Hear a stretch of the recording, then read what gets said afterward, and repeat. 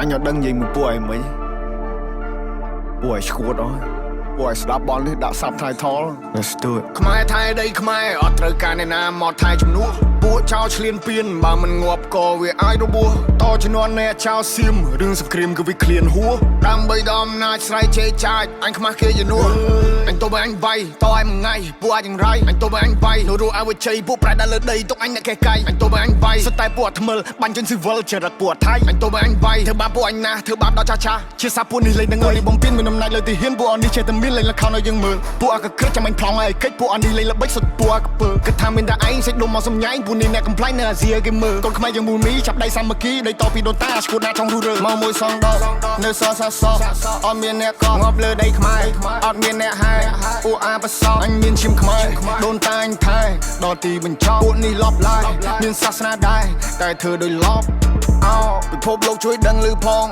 ថាស្រុកខ្មែរបបាដែរមានចោលក្បែរលបងចោលបើលឺដែរសុំជួយចាប់ផងចេញដែនដីអញឯង not below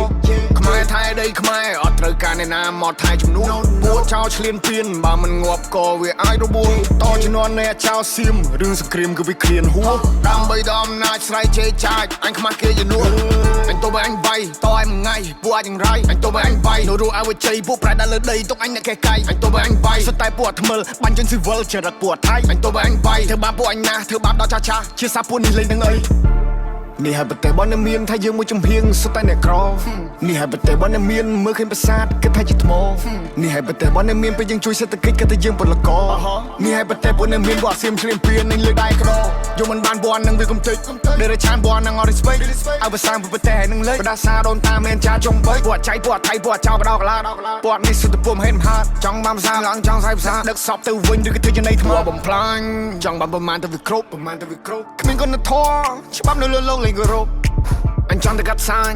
បើទៅឲ្យធ្លឺមកទំនប់ You play with my people you die in the battle ឲ្យទ្រង់ឲ្យចំហអោបើខ្លាំងឲ្យចូលមកអ្នកទប់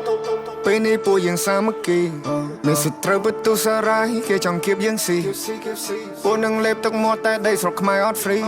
ព្រោះថាអ្នកអាចនឹងត្រូវងាប់បន្ទាប់មកទៅជីអូកូណេរ៉ូជួមុខពេលដែលជួបទុកនៅតែស៊ូខំកានកម្លាំងប្រយុទ្ធមិនតោះស្រូតយុទ្ធមិត្តគំរូឲ្យយើងសុខសាន្តសុខចិត្តលះបងកាយគេផ្ទាំងគំនូចោលប្រពន្ធកូនឃ្លាតឆ្ងាយកាយសំពះក្រាបដឹងគុណលោក Oh I pray for my people every day Oh I pray for my people every day Oh I pray for my people every day Oh I pray Stay safe បងប្អូន